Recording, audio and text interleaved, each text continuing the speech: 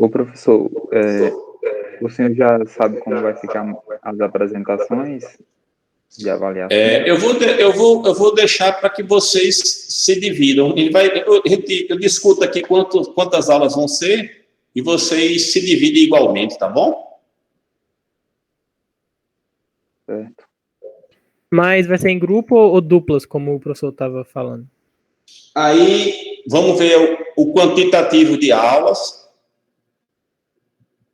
para que fique uma aula por grupo ou no máximo 2, entendeu? Certo, tá bom.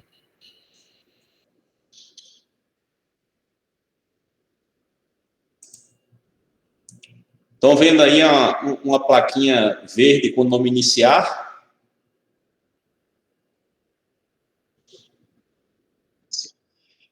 Então, eu vou dar o play, viu? Introdução.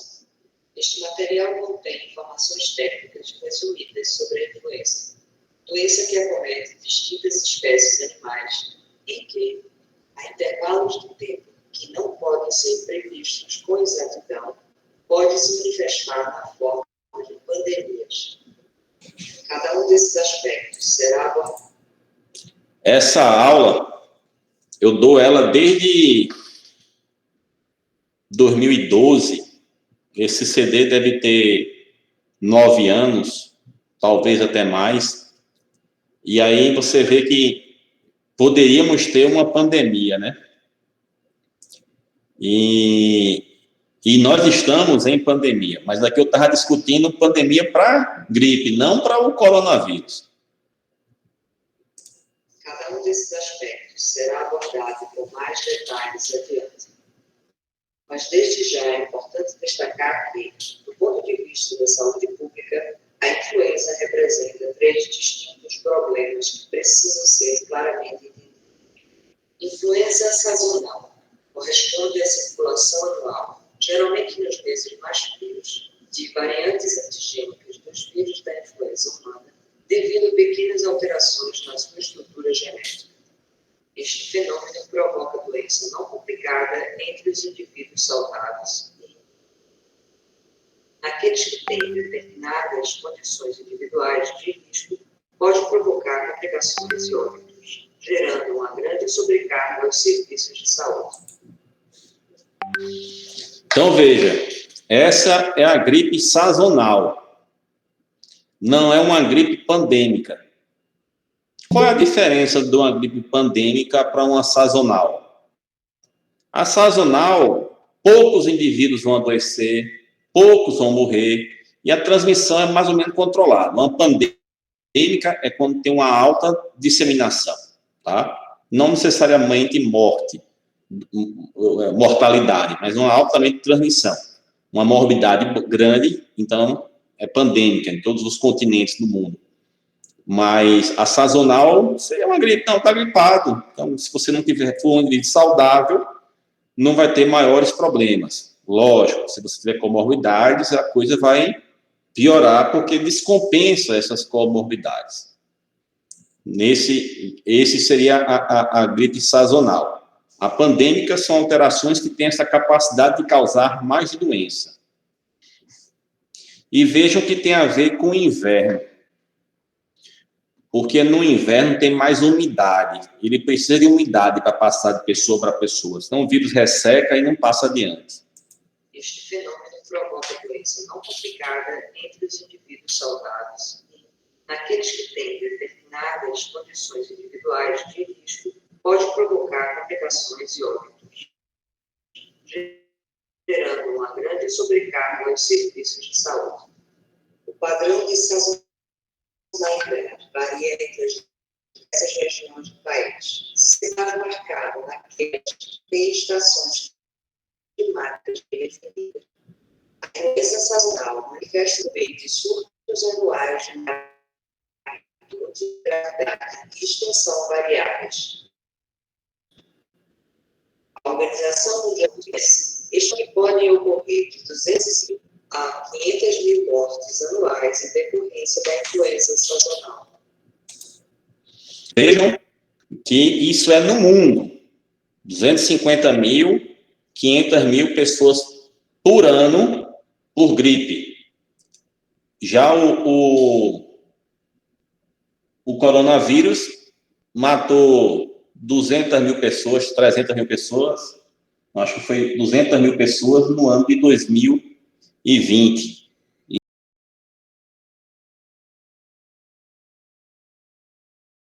Então, a gente está no mês 4 ainda.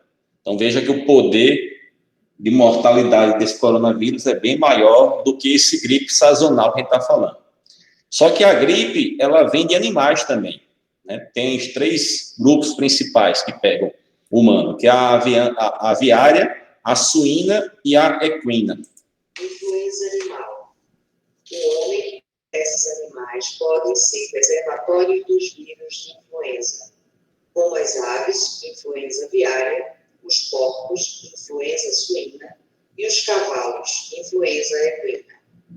A transmissão geralmente ocorre dentro da mesma espécie, exceto no caso do porco, que faz parte da cadeia de transmissão da influenza aviária e da influenza humana. A infecção de seres humanos com o vírus da influenza aviária é um evento raro que pode resultar em doenças de diferentes graus de gravidade, dependendo da cepa viral.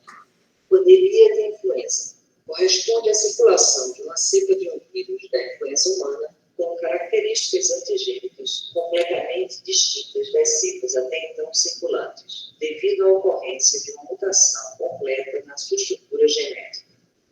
No século passado, ocorreram 3 pandemias, as chamadas gripe espanhola, gripe asiática e gripe de Hong Kong, que repercutiram de forma expressiva na mortalidade e na morbidade pela doença e suas complicações.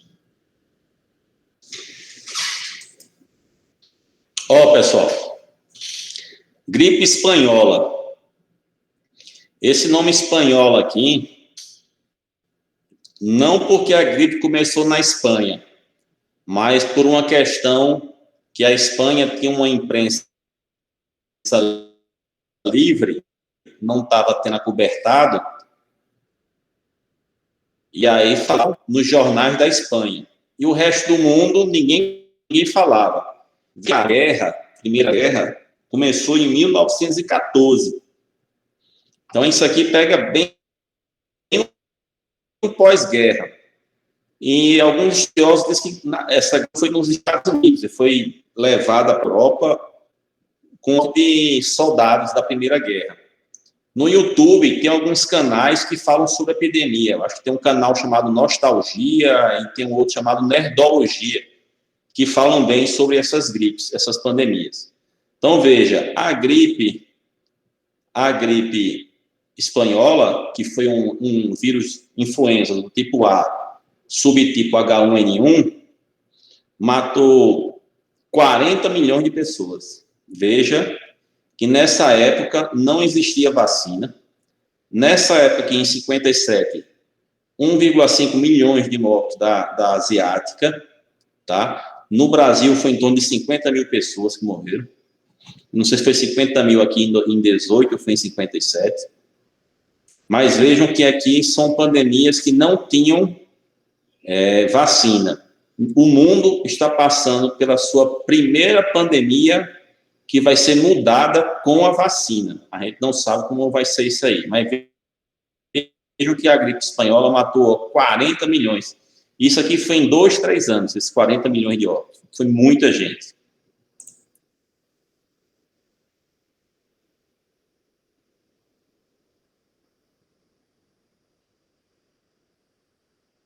Etiologia. Os vírus influenza são RNA do gênero ortomixovírus e subdividem-se em 3 tipos, A, B e C. São altamente transmissíveis e mutáveis, devido à segmentação do seu genoma.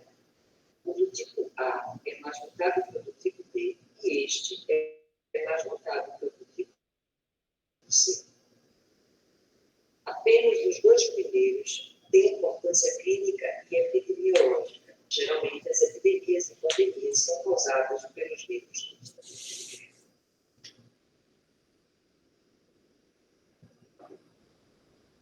Reservatório.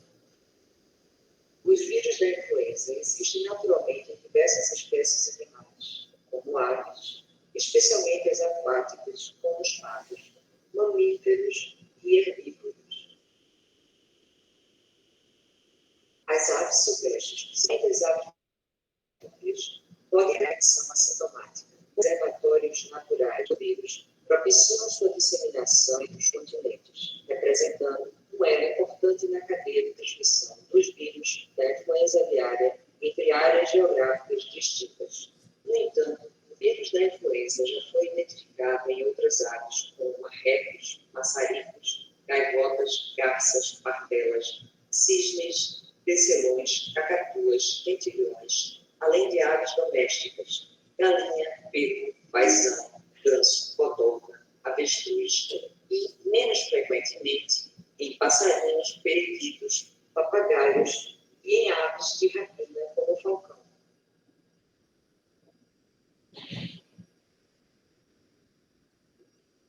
Taxonomia dos vírus de influenza.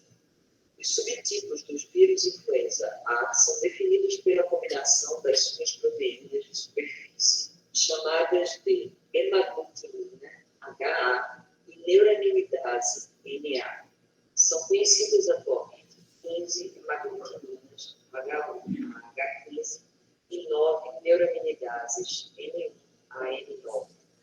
A função da HA é facilitar a entrada do vírus na célula e da NA é facilitar a sua saída após a replicação viral.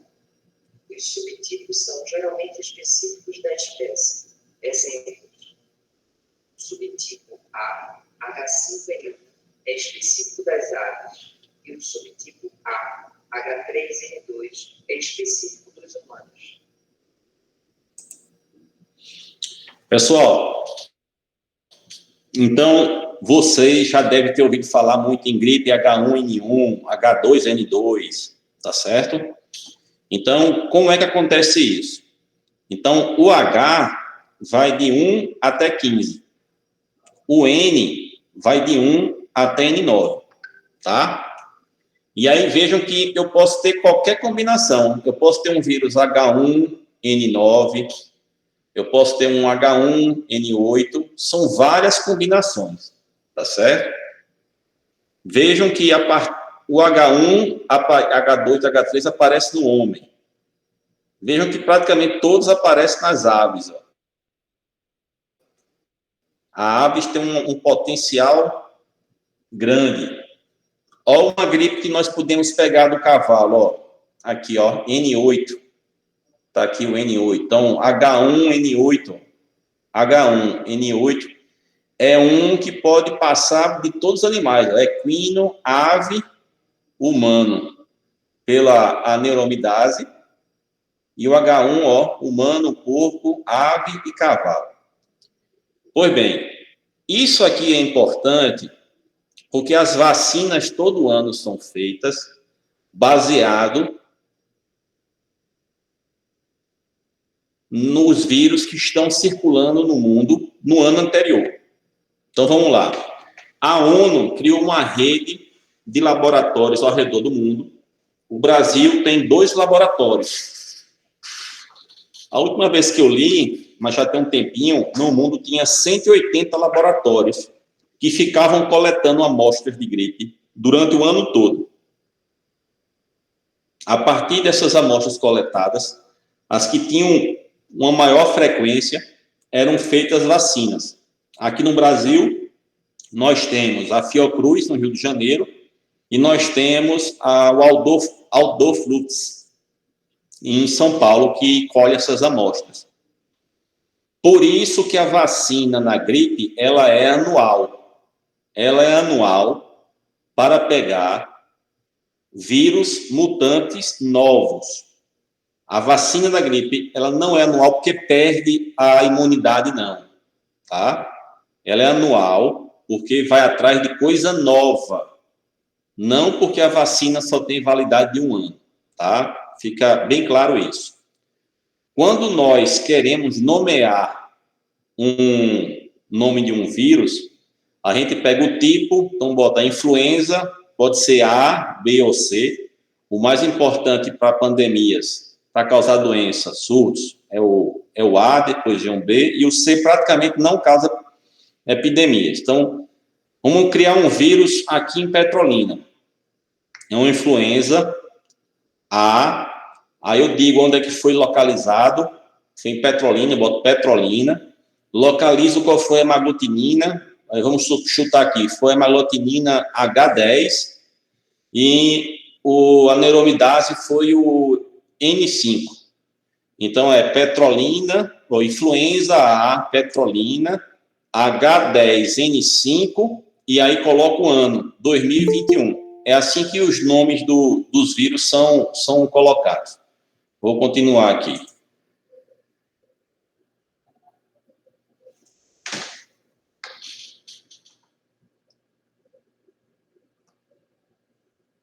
Para a denominação completa dos vírus influenza, é levada em consideração o tipo, o local em que foi isolado pela primeira vez, o número da amostra no laboratório, o ano do primeiro isolamento e o subtipo, no caso dos vírus da influenza A. Exemplos: A. Panamá, 2007, 99, H3N2. B. Yamanashi, 166, 98. Então, eu tinha falado antes, eu só esqueci de colocar aqui a amostra, né? Ó. Ele bota o que foi no número da amostra no laboratório.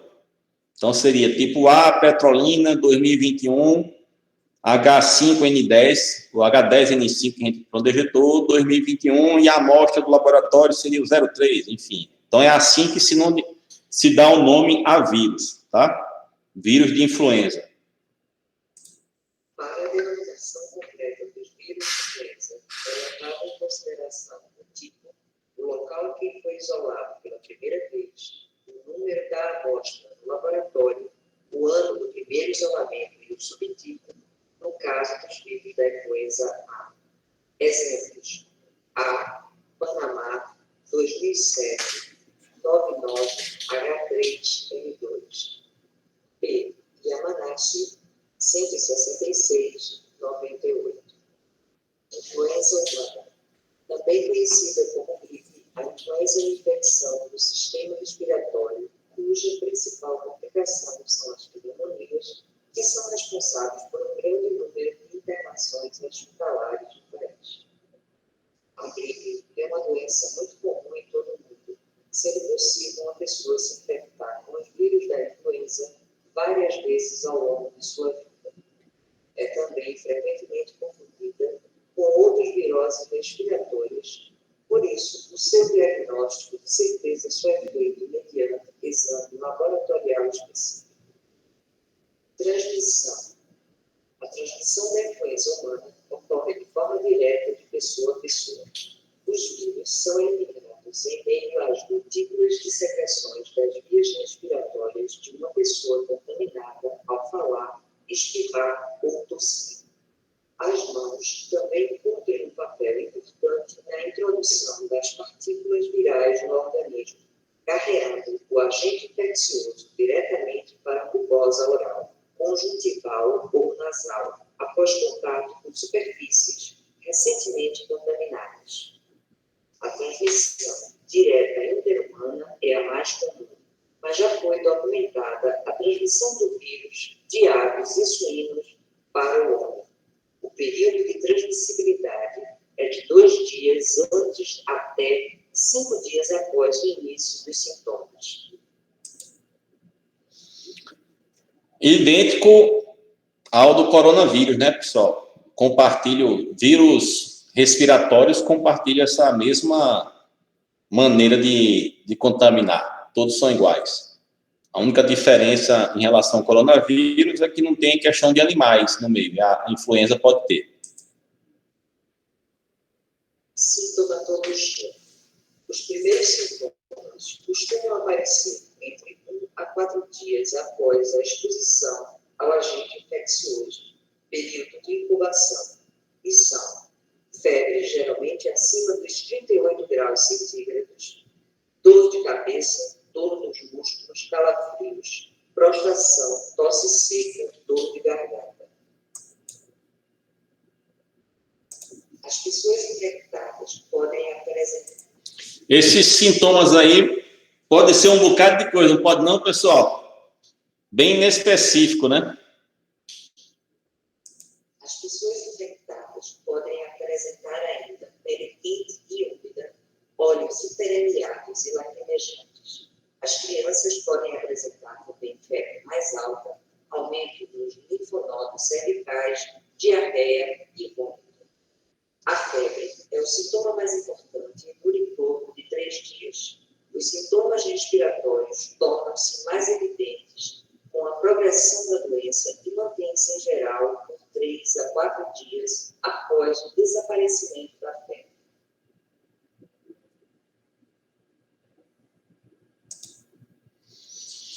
Febre alta, tosse seca, dor de garganta, prostração, cefaleia e mialgia, tá? Essa é o basicão da gripe, que confunde demais, até com o coronavírus, né, de hoje. Então, as situações de risco, faixa etária, então crianças e idosos têm um maior risco de complicar. Se você já tem a DPOC, se você já tem um enfisema, piora. Se você tem uma insuficiência cardíaca, se você tem alguma estenose, alguma coisa cardíaca, complica. Infecções crônicas renais, se tem um problema renal, também é ruim. Imunodeficiência, HIV ou outras imunodeficiências.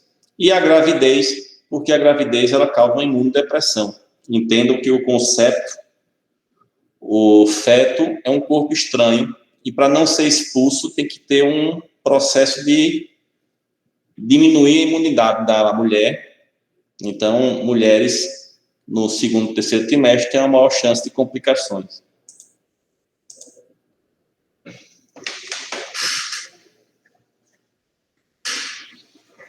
Diagnóstico diferencial.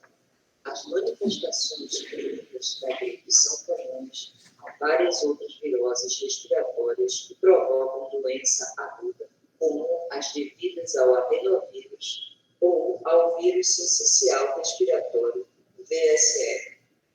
Em geral, a gripe apresenta manifestações mais intensas. Duas doenças frequentemente confundidas com a gripe são resfriado comum, que geralmente é mais brando e pode durar de 2 a 4 dias. Também causa sintomas relacionados ao comprometimento das vias aéreas superiores, como congestão nasal, dinorreia, tosse e rouquidão. A febre é menos comum e, quando presente, é de baixa intensidade. Outros sintomas podem estar presentes, como mal-estar, mialgia e cefaleia. Então, pessoal, é muito comum que a população e até mesmo vocês confundam gripe com resfriado comum. Poucas vezes a população usa o nome estou resfriado. Ele fala estou gripado. E há uma confusão em gripe, colocando no mesmo balaio a influenza, que é a gripe de verdade, o resfriado comum, que é causado por vários outros vírus, que vai falar daqui a pouco, rinovírus, adenovírus, tá? E aqueles que têm rinite alérgica, tá com o nariz escorrendo, o nariz entupido, toda hora suando o nariz, por causa dessa alergia, dessa rinite alérgica, e só pelo fato de estar com o nariz com coriza, com secreção nasal, diz que está gripado. Então, o nome gripe, ele é utilizado corriqueiramente e de forma errada. Então, a gripe de verdade, o influenza, causa febre e deixa a pessoa de cama, tá? Aí eu pergunto, do início do ano para cá, a gente está em abril, algum de vocês teve gripe ou resfriado comum? Alguém teve aí, por favor, liga o microfone, quem já teve. De janeiro para cá. Vários resfriados. Você teve, Ito? Várias vezes. Nenhum. Pronto. Então Aí você, evoluiu mais e ficou corona. então você já ganhou corona, né? Mas, Também. rapaz, você tá andando onde para eu não andar perto de você, rapaz? Você tá. Só em casa, professor, é porque Esse seu fica em casa tá meio desmantelado, viu? Então tá clara a diferença dos sintomas clínicos entre gripe de verdade e resfriado comum. Isso é importante, pessoal. Tranquilo, professor. isso aí, professor. Resfriado comum, que geralmente é mais grave e pode durar de 2 a 4 dias. Também causa sintomas relacionados ao comprometimento das vias aéreas superiores, como congestão nasal, rinorreia, tosse e rouquidão. A febre é menos comum e, quando presente, é de baixa intensidade. Outros sintomas podem estar presentes, como mal-estar, mialgia e cefaleia. Assim como na influenza, resfriado comum podem ocorrer complicações como otites, sinusites, bronquites e até mesmo quadros mais graves, dependendo do agente etiológico que está provocando a infecção. Os principais agentes infecciosos do resfriado comum são os rinovírus, com mais de 100 sorotipos, os coronavírus, os vírus para a influenza, principalmente os do tipo 3, os enterovírus e os adenovírus. Rinite alérgica. Os sintomas principais são espirros, congestão e corrimento nasal. A história de exposição a alérgenos ou a mudanças climáticas em geral não é acompanhada de febre, a menos que esteja associada a uma infecção. Diagnóstico laboratorial. O diagnóstico laboratorial de vírus respiratórios, influenza A ou B, adenovírus, BSL e para-influenza 1, 2 e 3, é realizado por meio de reação de imunofluorescência indireta, IFI, em amostras de secreção nasofaríngea, coletadas através da técnica de aspirado nasofaríngeo e ou de suave combinado, 2 suaves nasais e 1 da orofaringe. Vejam que essa técnica de imunofluorescência indireta ela é citada aqui, mas da época da confecção dessa aula para os dias de hoje, o padrão que é utilizado hoje é o PCR, RT-PCR. E vejam que o coronavírus era um resfriado. Ele é que ganhou agora uma potência, esse SARS-CoV-2, de causar uma pneumonia com uma inflamação muito grande, hipercoagulação, e causa morte por insuficiência respiratória. Mas até então, nessa aula aqui, ele era uma gripezinha. Agora que ele ganhou essa capacidade de ser um vírus mortal. Diagnóstico laboratorial. O diagnóstico laboratorial de vírus respiratórios, influenza A ou B, adenovírus, BSL e para-influenza 1, 2 e 3, é realizado por meio de reação de imunofluorescência indireta, IFI, em amostras de secreção nasofaríngea, coletadas através da técnica de aspirado nasofaríngeo e ou de suave combinado, 2 suaves nasais e 1 da orofaringe.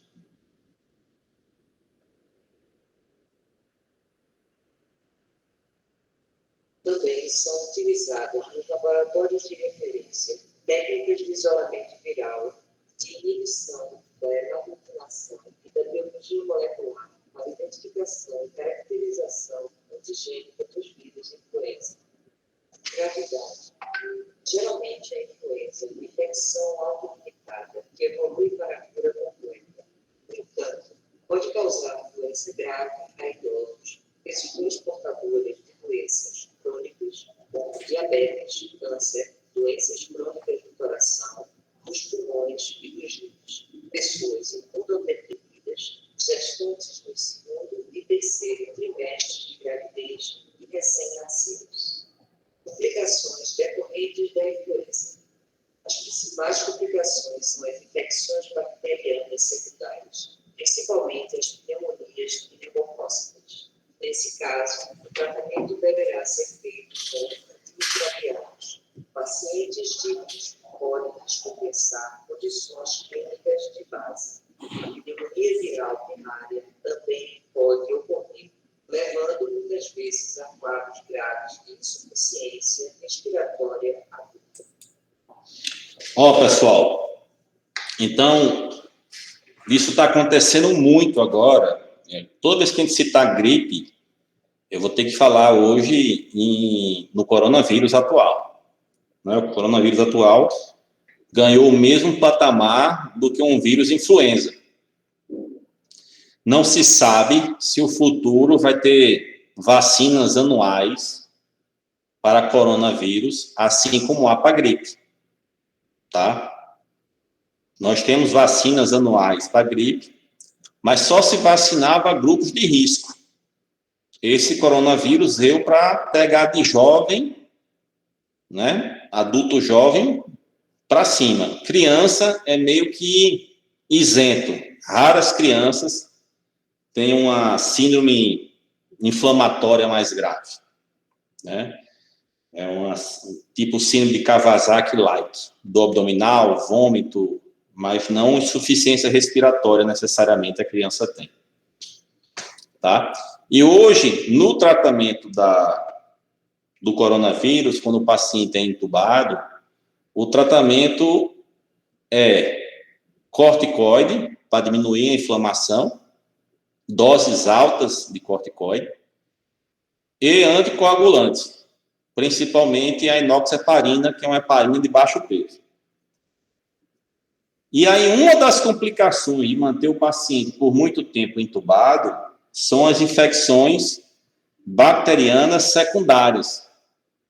Então, no Brasil, tem paciente morrendo hoje por falta de antibióticos, porque está faltando antibiótico no país. Principalmente antibiótico que pega gram-negativo multiresistente, tais como a polimixina B. Então, complicação de qualquer vírus respiratório, não importa se é influenza ou é coronavírus, são as infecções bacterianas secundárias. Secundária porque primeiro veio o vírus, depois foi que veio a bactéria, que é geralmente relacionada à atenção à saúde, tá? Professor, Oi. em relação ao coronavírus, paciente, o senhor falou que utiliza a inoxaparina, né, nos pacientes que são internados. Mas no caso daqueles que são assintomáticos ou têm sintomas leves, que não chegam a ser internados, essas pessoas, elas também podem desenvolver algum tipo de coagulopatia? Podem. Você leu alguma coisa a respeito de... Aumentou o número de infarto e AVC? Eu vi a respeito de morte súbita. Então, pacientes obesos ou com síndrome coronariana anterior, eu tenho prescrito por 3 meses após o COVID, anticoagulantes que são da classe das... eu não sei qual o nome da classe, é um anticoagulante que é o apixabana, o nome comercial é o Xarelto. Está me dando um branco agora, qual o nome da droga? Deixa eu botar aqui no Google. Não é Rivaroxabana, não, professor? Rivaroxabana. A Rivaroxabana, tem a Pixabana, tem vários outros, porque são orais. E as heparinas são injetáveis. Então, mesmo aqueles que não tiveram uma doença pulmonar grave, teve um SARS-CoV-2, um COVID-19 relativamente assintomático, ele aumenta o risco, sim, de problemas de coagulação, e isso aumenta o risco de infarto e de AVC isquêmico. Por isso, se o paciente tiver alguma predisposição, quais sejam histórico familiar, obesidade, diabetes, hipertensão, insuficiência renal, eu tenho feito por 3 meses, 2, 3 meses, o Xarelto, mesmo após o Covid, tá? Mas isso está como uma opinião de especialista, não necessariamente é uma verdade científica publicada, mas é o que eu tenho feito. Tirou a dúvida? Certo, professor. Obrigada. Complicações dependentes da influenza.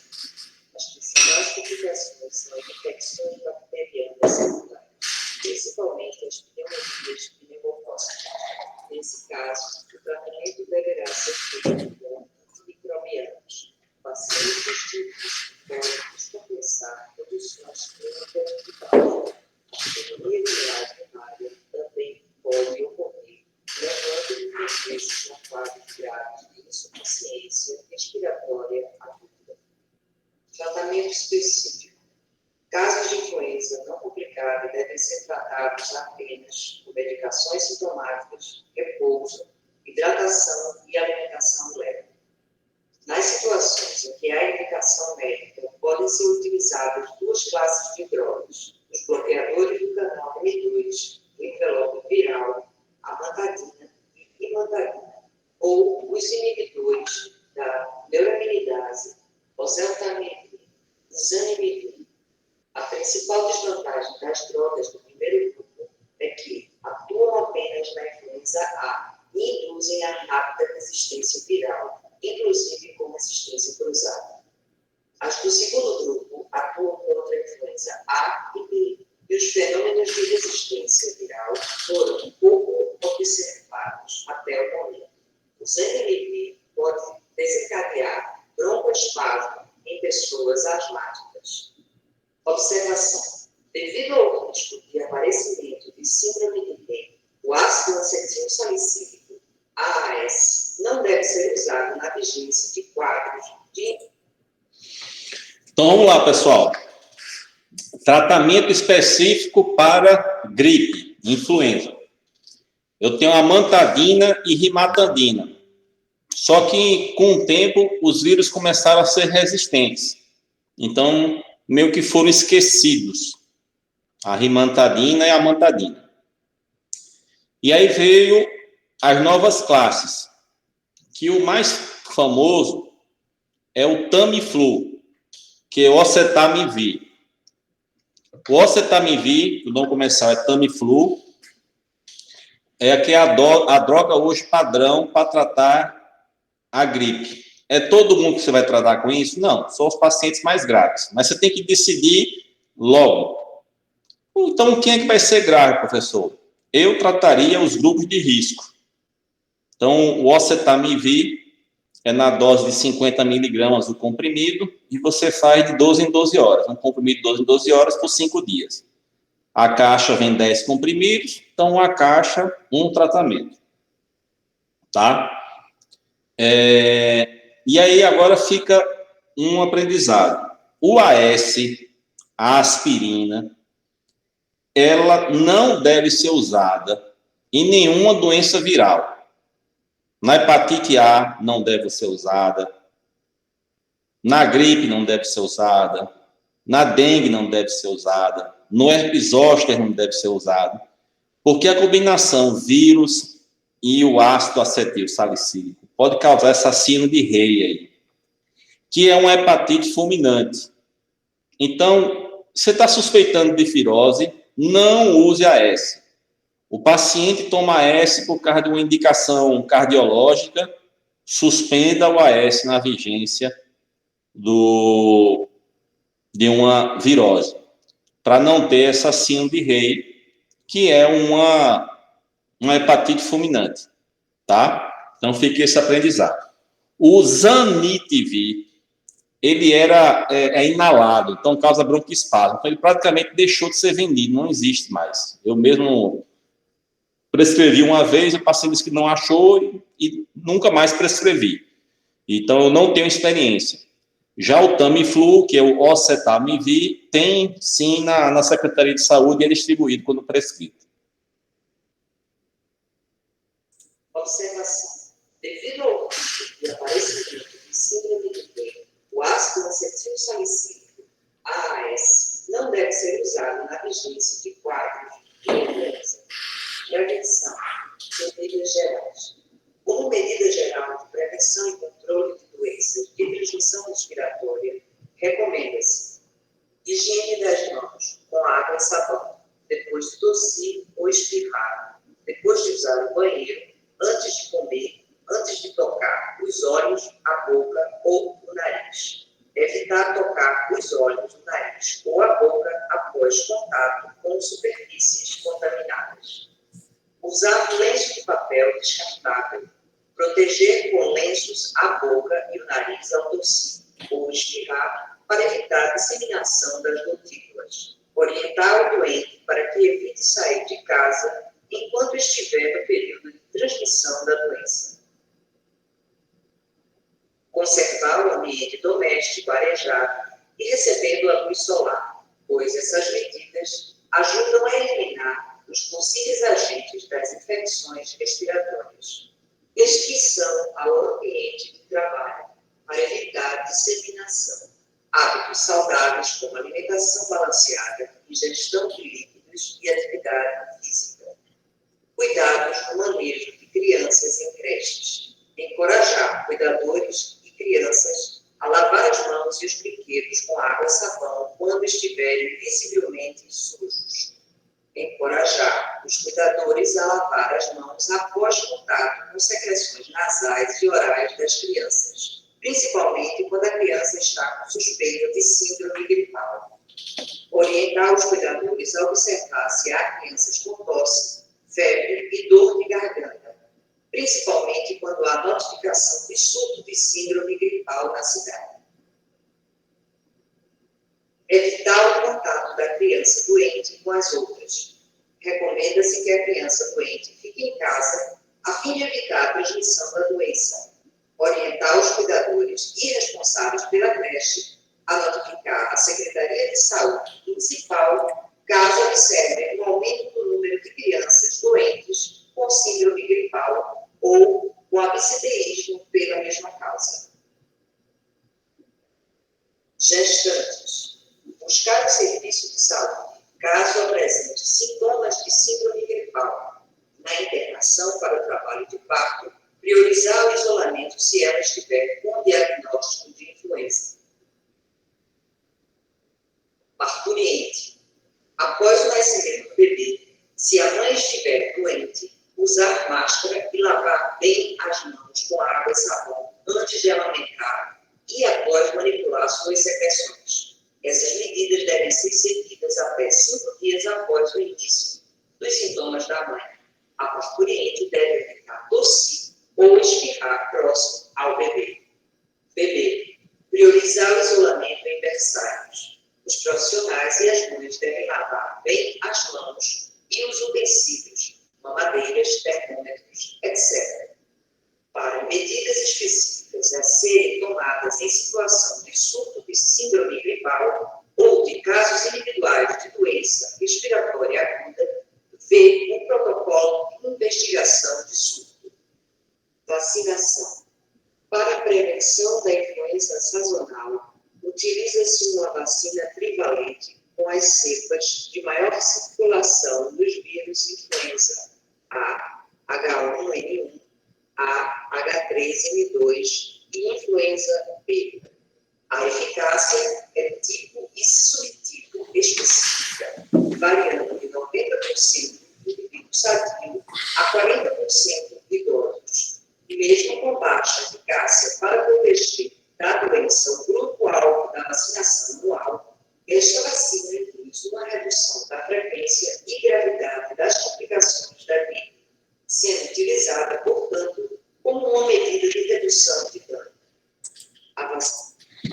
Vejam que, desde muito tempo, já se trabalha com vacinas que têm uma imunidade que não é 100%, né? E, E então, ninguém se discutia. Então, a pessoa ficava discutindo a eficácia da Coronavac, que era 53%. Mas veja aí que em idoso só faz em 40%, né? A vacinação é a principal medida de prevenção. Devido às variações antigênicas anuais dos vírus influenza, a composição da vacina também precisa ser atualizada anualmente. No Brasil, desde 1999, têm sendo realizadas campanhas anuais de vacinação contra a influenza para os idosos, atingindo altas coberturas vacinais. Essa vacina também faz parte do calendário de vacinação da população indígena e é disponibilizada nos Centros de Referência de Imunobiológicos Especiais, VI, de cada estado para uso dos indivíduos que pertencem aos grupos de risco já mencionados. Indicação: indivíduos acima de 60 anos de idade e pais acima de 6 meses de idade que tenham os seguintes problemas de saúde: cardiopatias e pneumopatias crônicas, doença renal crônica, diabetes e imunossupressão congênita ou adquirida. Contraindicação: alergia a outras vacinas, a ovo ou proteína de galinha, uma vez que esta vacina é produzida em ovos embrionários ou a outros componentes da vacina. Eventos adversos: como é uma vacina inativada, os eventos adversos são predominantemente locais. Caso um indivíduo venha a apresentar um quadro clínico compatível com a gripe após tomar a vacina, é porque se infectou com cepas que não estavam presentes na sua composição ou está apresentando infecção respiratória por outro agente. As reações, quando existentes, geralmente são leves. As mais comuns são dor, vermelhidão e enduração no local de aplicação, que ocorre nas primeiras 72 horas após a vacinação. A febre, como reação adversa à vacina, ocorre em menos de 1% dos casos, e as reações alérgicas graves, anafilaxia, não são comuns. As vacinas disponíveis atualmente não são úteis para prevenir uma pandemia de influenza. Só será possível produzir uma vacina contra uma cepa pandêmica do vírus influenza quando efetivamente surgir esta nova cepa, ou seja, quando houver um processo de mutação que origine um novo vírus com capacidade de transmissão de pessoa a pessoa. É o que está sendo feito do coronavírus, né, pessoal? O Brasil será o primeiro país não desenvolvido a contar com uma fábrica de vacinas contra a influenza. O Ministério da Saúde e o governo de São Paulo investiram mais de 50 milhões na planta produtora do Instituto Butantan de São Paulo.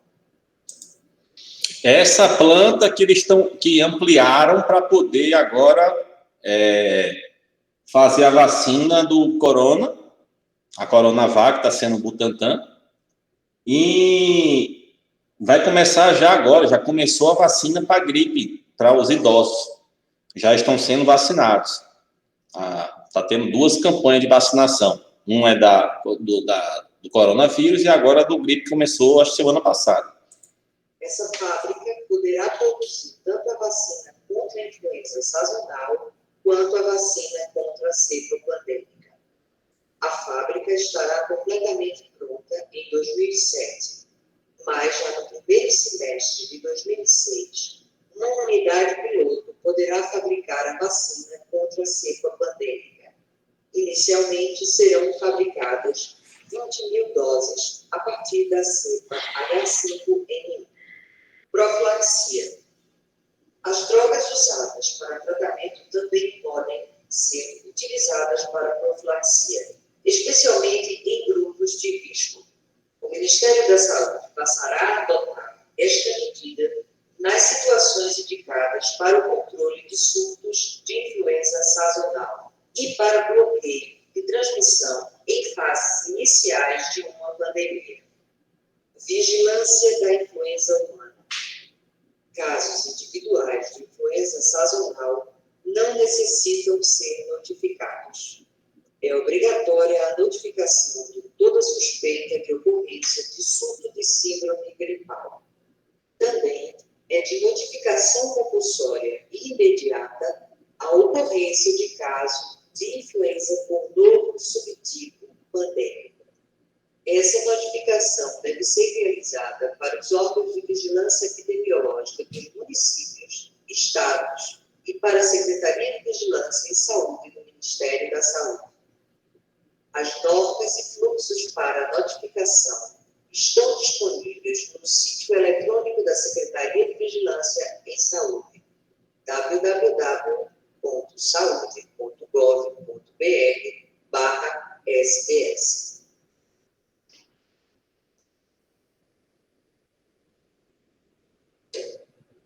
Desde 2000, a Secretaria de Vigilância em Saúde do Ministério da Saúde vem implantando, em conjunto com as secretarias estaduais e municipais de saúde, o Sistema Nacional de Vigilância da Influenza, com o objetivo principal de monitorar a circulação dos vírus da influenza em nosso meio e a mortalidade a ela associada. Essa vigilância é realizada por meio de uma rede de unidades sentinelas que informam a morbidade por doença respiratória aguda, atendida e enviam material para identificação viral nos laboratórios de referência.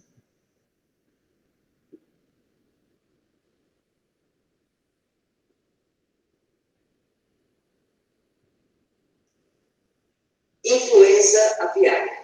A influenza aviária é resultado da infecção das aves por vírus da influenza, cujas cepas são classificadas como de baixa ou de alta patogenicidade.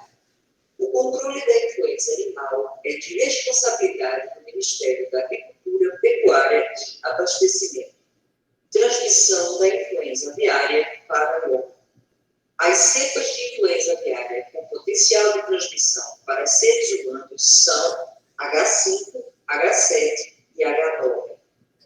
Os vírus da influenza aviária estão presentes nas fezes, no sangue e nas secreções respiratórias das aves infectadas. Desse modo, a contaminação humana pode ocorrer pelo contato direto com essas aves, por meio da inalação dessas secreções, inclusive durante a limpeza e a manutenção nos aviários ou criadouros, sem os cuidados necessários de proteção individual, ou durante o abate ou manuseio de aves infectadas.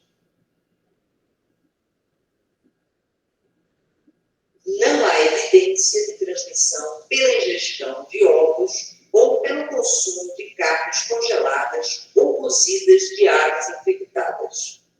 No ciclo normal de transmissão dos vírus influenza, uma cepa aviária, para chegar ao homem, necessitava passar por uma recombinação genética no organismo do corpo, que tem células como receptores para vírus de ambas as espécies.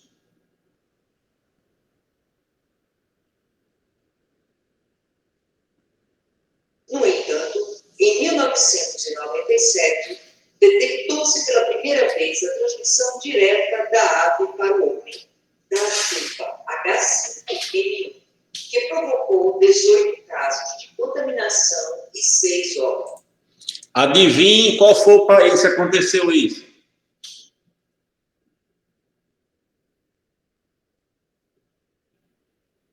Quem chuta? A China? Índia? Muito bem, a China. Tudo vem de lá. No entanto, em 1997, detectou-se pela primeira vez a transmissão direta da ave para o homem, da cepa H5N1, que provocou 18 casos de contaminação e 6 óbitos. Por que é que não virou pandemia esse caso aí, esse vírus, H5N1? O que você acha que faltou para esse vírus ganhar capacidade?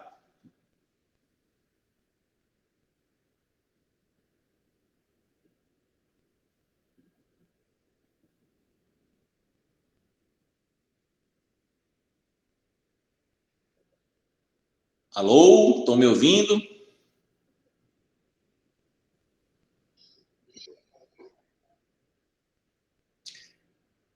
Veja, esse vírus, ele ganhou a capacidade de passar diretamente da ave para o humano. Só que ele não ganhou a capacidade de passar de humano para humano. Foi por isso que ele não se espalhou. Essas pessoas que pegaram aí eram trabalhadores que trabalhavam dentro de um aviário, onde criavam galinhas para abate, numa granja. Então, pegaram do frango diretamente para o humano. Mas esses humanos, quando foram para casa, não passaram para os seus familiares. Por isso que não se espalhou. Mas se o vírus tivesse essa capacidade de passar de humano para humano, você fez a combinação de uma chance de pandemia, que é a capacidade desse coronavírus. Suspeita-se que tenha vindo de uma sopa de morcego, ninguém sabe exatamente, mas veio do morcego, mas teve a capacidade de passar de humano para humano. Por isso que esses casos agora, esse caso de 97, não se espalhou. Não tinha capacidade de passar de humano para humano. Esse fenômeno voltou a ocorrer no Sudeste Asiático em dezembro de 2003, quando se iniciou uma epizootia de influenza aviária, que atualmente estende-se por 20 países daquela região, da Europa Oriental e da África, com transmissão direta de aves para humanos. Isto tem proporcionado a infecção humana por esta cepa, aparentemente sob condições de intensa exposição nesses locais. Novamente, eu repito, não se espalhou porque eram de ave para humanos, não era de humano para humano. E mesmo assim, você tem que ter um alto contato com essas aves, então era geralmente em granjas. Por isso que não teve pandemia. Isto tem proporcionado a infecção humana por esta cepa, aparentemente sob condições de intensa exposição nesses locais. Cuidados que devem ser tomados por pessoas que viajarem para um país onde estão ocorrendo epizootias de influenza aviária e ou casos de infecção humana por essas cepas. Evitar o contato com aves em granjas e em mercados públicos. Evitar ingerir alimentos de origem animal, principalmente aves e suínos crus, ou de procedência duvidosa. Manter cuidados básicos com a higiene pessoal, como lavar sempre as mãos antes de se alimentar ou de levar a mão ao rosto. Procurar imediatamente um serviço de saúde, caso venha a apresentar sintomas de doença respiratória ou diarreia. Pandemia de influenza. O termo pandemia significa uma epidemia em grandes proporções, tanto em número de pessoas envolvidas quanto em área geográfica, que atinge diversos países, geralmente de forma simultânea, decorrente da existência de um grande número de pessoas suscetíveis à infecção por um novo subtipo viral. Pandemias de influenza ou gripe já causaram graves danos à humanidade durante toda a história. A gripe espanhola foi a mais devastadora, com um número estimado em cerca de 40 milhões de óbitos em todo o mundo.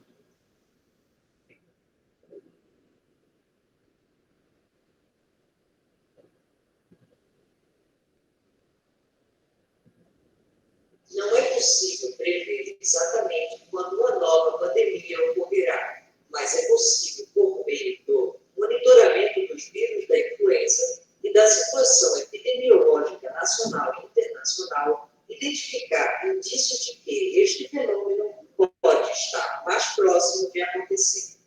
Para a eclosão de uma pandemia, é necessário o surgimento de uma nova cepa do vírus da influenza, com características de patogenicidade e virulência suficientes para provocar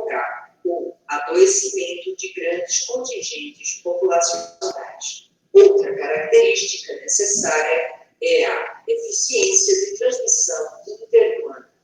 No cenário epidemiológico mundial atual, o vírus da influenza aviária H5N1 representa a ameaça de uma nova pandemia. A circulação desta cepa, mesmo que de forma esporádica, entre seres humanos aumenta as probabilidades de uma mutação que gere novo vírus com capacidade de transmissão interhumana sustentada.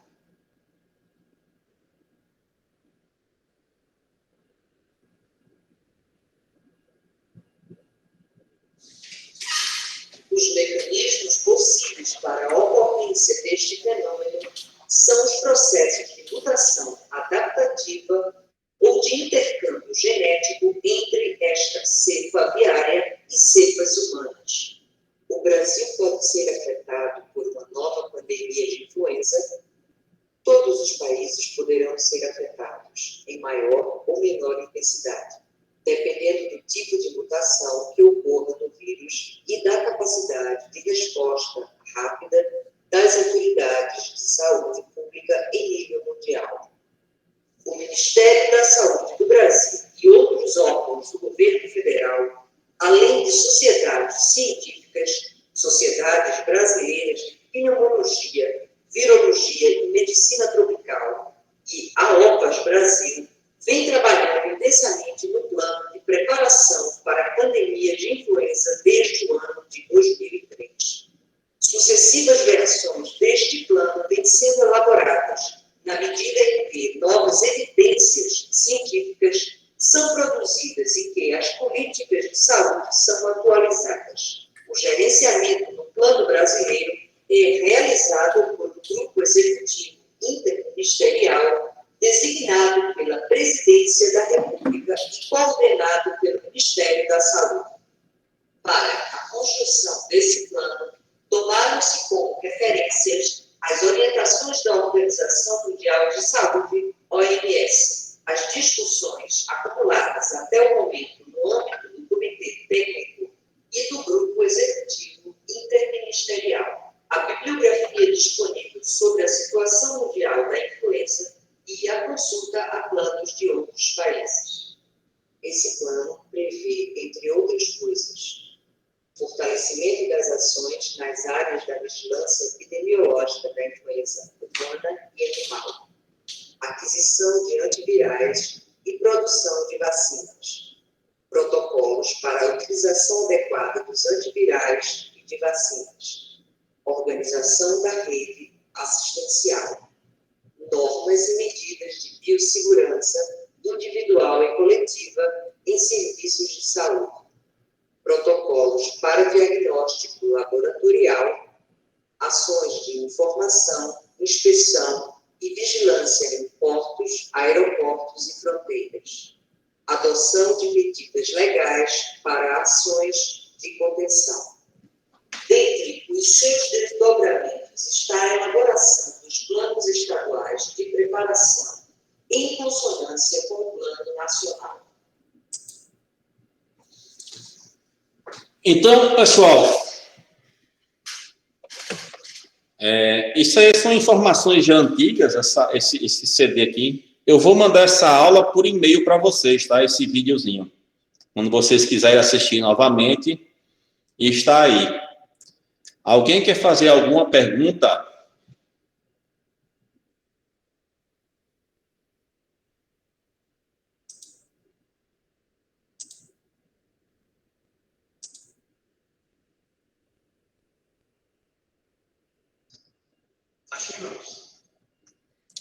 Gostaram dessa aulinha aí? Da mulher falando? Muito boa. Mas, professor. Pois bem. Professor, muito bom. Eu vou botar aqui no o PUD aqui, viu? Deixa eu procurar aqui. Qual é o e-mail de vocês?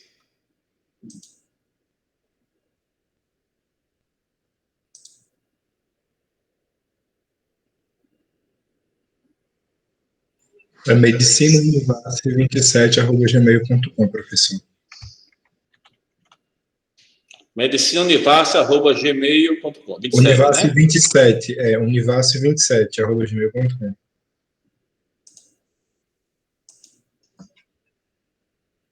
Acabei de enviar a aula, tá bom?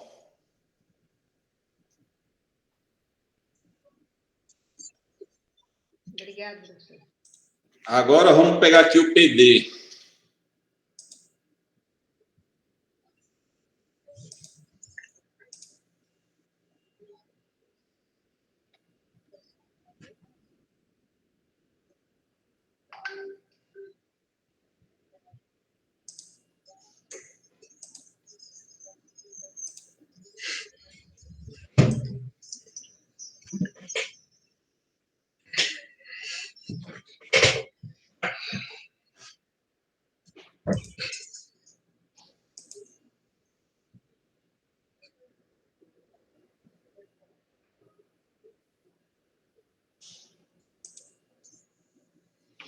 Estão vendo o PD?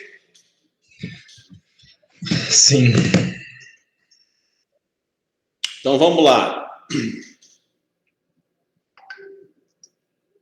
Já tiveram aula com o Juvenilson até onde, pessoal?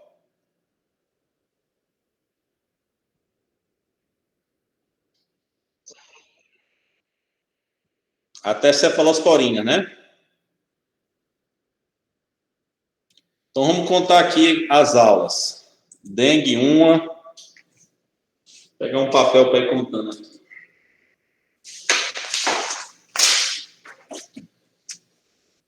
Dengue, cefalosporina, vocês já tiveram.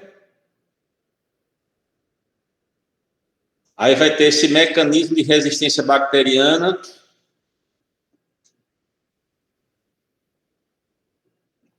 Aminoglicosídeos, varicela, quinolonas, glicopeptídeos e tuberculostáticos, leptospirose, macrolídeo, febre tifoide, tetraciclina, streptococcus e estafilococcus, antifúngico e antivirais, febre de origem obscura, micose profunda, ofidismo.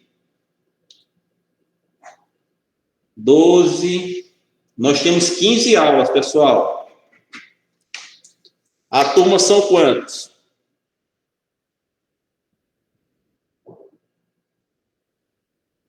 Acho que 45. Pronto, se for 45, cada é um grupo de 3, tá bom?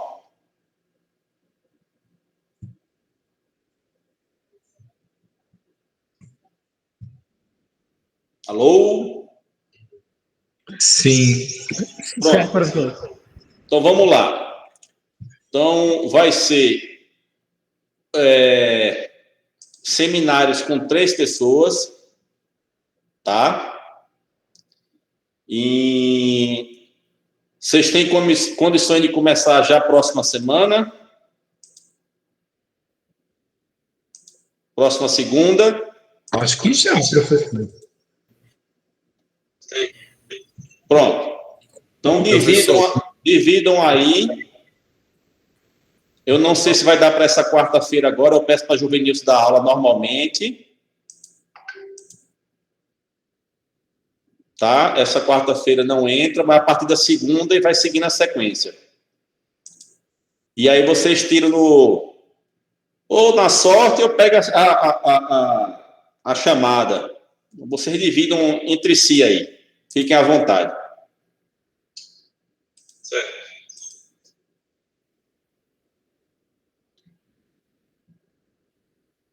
Com relação ao tema da aula? Exatamente.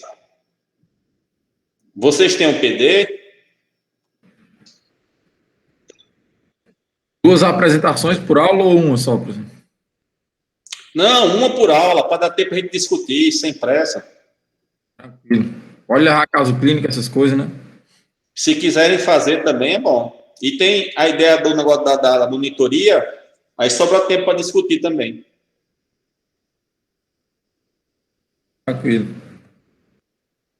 Tá bom, pessoal? Valeu, professor. Então, tenha um bom dia, viu? Um grande abraço. Valeu, bom. Tchau, bom dia. professor. Obrigada. Tchau, professor. Obrigada.